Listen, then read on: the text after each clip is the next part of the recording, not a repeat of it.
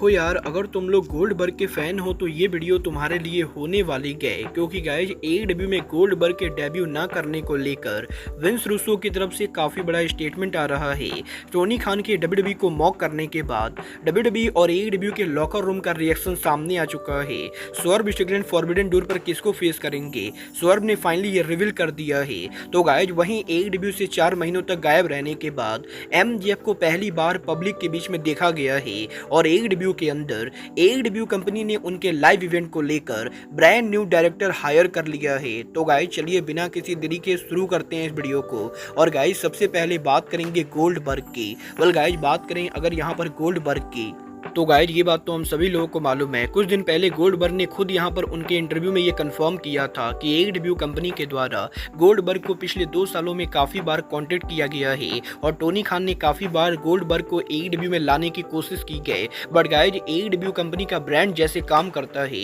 Goldberg को वो brand style नहीं पसंद है और जिस तरीके से एडब्ल्यू के रेसलर रेसल करते गए वो चीजें भी गोल्डबर्ग को अच्छी नहीं लगती गए और गोल्डबर्ग ने एडब्ल्यू के ब्रांड को चीजी कहते हुए एडब्ल्यू कंपनी में उनके डेब्यू को रिजेक्ट कर दिया था। और यहीं गोल्डबर्ग के एडब्ल्यू में डेब्यू ना करने के बाद अब इस हफ्ते डब्ल्यूसीडब्ल्यू के former producer and writer Vince Russo ने उनके लेटेस्ट पॉडकास्ट के ऊपर गोल्डबर्ग के एडब्ल्यू कंपनी पर आने को लेकर बात की, जहां पर विंस रूसो का ये कहना है कि वो यहां पर गोल्डबर्ग के साथ डब्ल्यूसीडब्ल्यू के ऊपर काम कर चुके गए और वो यहां पर गोल्डबर्ग की बात से बिल्कुल ही एग्री करते गए कि एडब्ल्यू का ब्रांड गोल्डबर्ग के लिए बिल्कुल भी नहीं बना है। और गाइस विंस रूसो का ये कहना है कि एडब्ल्यू कंपनी यहां पर स्टोरी लाइन और हाइप पर ना चल के बल्कि मैचेज और इंटरनेट ऑडियंस के ऊपर चलती गए। और गाइज एडब्ल्यू के ऊपर स्टोरी लाइन से ज्यादा टोनी खान की कंपनी आज के टाइम पर मैचेज और एथलीट पर फोकस करती गए और जिस तरीके से एडब्ल्यू का ब्रांड काम करता है, गोल्डबर्ग डेफिनेटली उस ब्रांड के ऊपर कहीं भी फिट नहीं होंगे,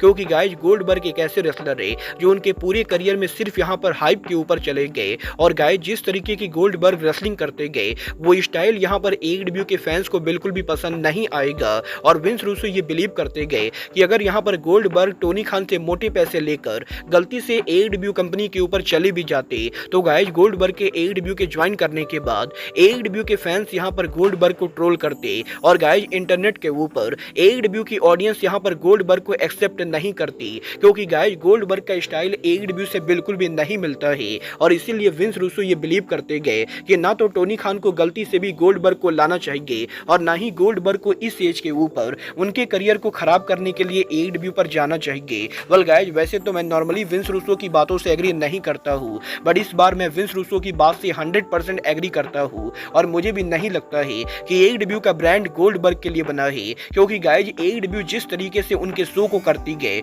वो चीज यहाँ पर गोल्डबर्ग को बिल्कुल भी सूट नहीं करेगी। बट गाइज जहां तक बात रही एडब्ल्यू की, तो गाइज यहीं एडब्ल्यू और एनजेपीडब्ल्यू के अपकमिंग फॉरबिडन डोर के ऊपर एडब्ल्यू के वर्ल्ड चैंपियन स्वर्ब स्ट्रिकलैंड किसको फेस करेंगे, इसको लेकर स्वर्ब ने काफी बड़ा खुलासा कर दिया है। गाइज यहां पर स्वर्ब के एडब्ल्यू के डायनेस्टी पेपरव्यू पर वर्ल्ड चैंपियन बनने के बाद इस हफ्ते स्वर्ब स्ट्रिकलैंड के लेटेस्ट इंटरव्यू के अंदर स्वर्ब ने यहां पर एडब्ल्यू के अपकमिंग पेपरव्यू फॉरबिडन डोर पर उनके वर्ल्ड टाइटल डिफेंस को लेकर बात की, जहां पर स्वर्ब का ये कहना है कि वो यहां पर अगर forbidden door pay-per-view world champion रहते गए तो वो यहां पर फॉरबिडन डोर पर उनका टाइटल एनजेपीडब्ल्यू के फॉर्मर वर्ल्ड चैंपियन और एलआईजे के मेंबर सिंगो तकागी के खिलाफ डिफेंड करना चाहेंगे। और गाइज यहां पर स्वर्ब का ये कहना है कि वो यहां पर जब से एडब्ल्यू कंपनी के ऊपर आए गए तब से ही वो सिंगो के साथ मैच लड़ना चाहते थे और लास्ट 2 ईयर फॉरबिडन डोर के ऊपर सिंगो से मैच रेसल ना करने के बाद अब जबकि वो एडब्ल्यू के वर्ल्ड चैंपियन बन चुके गए तो इस साल के फॉरबिडन डोर के ऊपर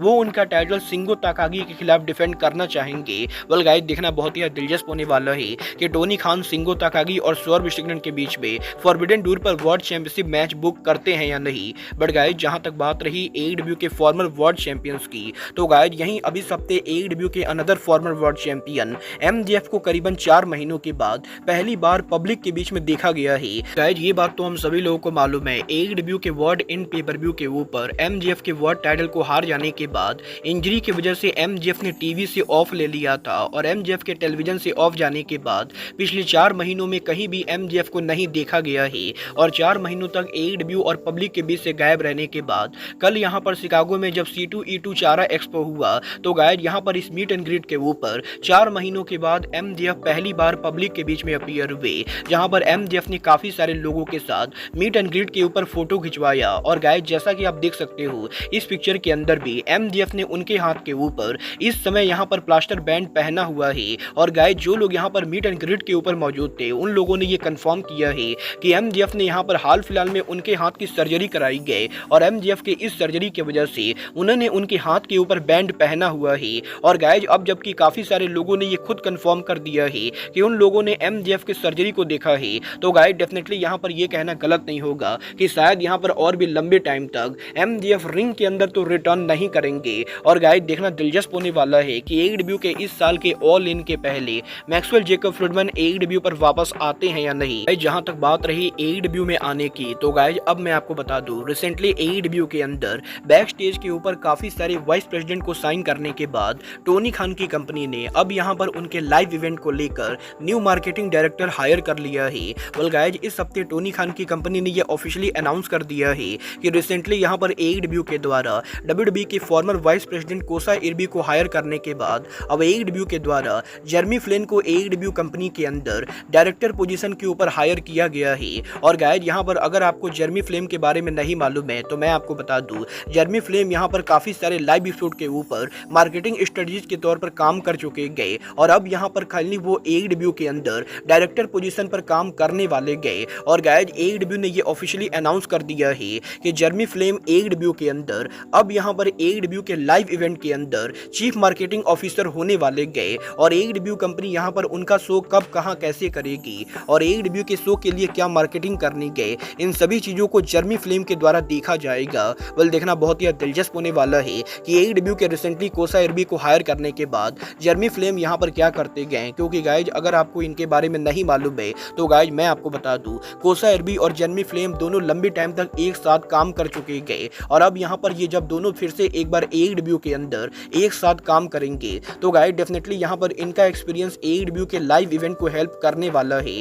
मतलब ये तो आने वाला टाइम बताएगा कि दो एक्सपीरियंस लोगों के एईडब्ल्यू के अंदर लाइव इवेंट के अंदर वाइस प्रेसिडेंट और डायरेक्टर बनने के बाद टोनी खान की कंपनी उनके अपकमिंग शो को कब और कहां बुक करती गए। बट गाइज जहां तक बात रही टोनी खान की, तो गाइज ये बात तो हम सभी लोगों को मालूम है, आज से करीबन 2 से 3 दिन पहले टोनी खान ने NFL नेटवर्क पर उनके इंटरव्यू के अंदर WWE कंपनी को हार्ली वेस्टन से कंपेयर कर दिया था और टोनी खान के इस स्टेटमेंट के बाद इंटरनेट के ऊपर पिछले एक हफ्ते से WWE के फैंस के द्वारा टोनी खान को गालियां पड़ रही गए और अब यहां पर फाइनली टोनी खान के इस स्टेटमेंट को लेकर WWE और AEW के लॉकर रूम का रिएक्शन सामने आ चुका है। वेल गाइस यहां पर WON के लेटेस्ट रिपोर्ट के हिसाब से टोनी खान ने जब NFL नेटवर्क पर उनके इंटरव्यू के अंदर सिर्फ यहां पर विंस मैकमैन को ना टारगेट करके बल्कि पूरी WWE कंपनी को यहां पर हार्ली वेस्टन से कंपेयर किया, तो गाइस टोनी खान के इस स्टेटमेंट के बाद WWE और AEW दोनों के ही लॉकर रूम के अंदर काफी सारे लोग टोनी खान के इस स्टेटमेंट से नाराज हुए, क्योंकि गाइज अगर यहां पर टोनी खान उनके इंटरव्यू के अंदर सिर्फ यहां पर विंस मैकमैन को हार्ली वेस्टन से कंपेयर करते तो गाइज यहां पर लोग उतना बुरा नहीं मानते, क्योंकि गाइज विंस ने उनके लाइफ में काफी सारे गलत काम किए हैं। बट गाइज क्योंकि टोनी खान के इंटरव्यू के अंदर टोनी खान ने WWE के पूरे ब्रांड को ही हार्ली वेस्टन से कंपेयर कर दिया, तो गाइज इसीलिए WWE के लॉकर रूम के अंदर काफी सारे लोग टोनी खान के इस स्टेटमेंट से नाराज है और इवन यहां पर AEW के लॉकर रूम के अंदर भी काफी सारे लोग टोनी खान के इस स्टेटमेंट को गलत मानते गए, क्योंकि गाइस जो लोग AEW के अंदर काम करते गए उनके काफी सारे करीबी दोस्त और रिलेटिव WWE के अंदर काम करते गए और गाइस यहां पर AEW के रेसलर्स का भी ये मानना है कि टोनी खान का WWE के पूरे ब्रांड को यहां पर इविल कंपनी कहना ये यहां पर बहुत ही गलत स्टेटमेंट है। वेल गाइस आपको क्या लगता है AEW और WWE के लॉकर रूम के अंदर टोनी खान के इस स्टेटमेंट को गलत कहने के बाद आपको पर्सनली क्या लगता है टोनी खान का WWE के पूरे ब्रांड को इविल ब्रांड काउंट आउट करना आपके हिसाब से सही है या नहीं, आप लोग मुझे कमेंट करके बताएंगे। वेल गाइस अब ये तो आने वाला टाइम बताएगा कि AEW के लॉकर रूम में टोनी खान के इस स्टेटमेंट के सपोर्ट ना होने के बाद AEW में टोनी खान लॉकर रूम के साथ आगे काम कैसे करते गए। बट गाइस फिलहाल के लिए अब आज के इस वीडियो में बस इतना ही, मैं मिलता हूँ आपसे अपने अगले वीडियो में। बट गाइस तब तक के लिए goodbye, good night and bang.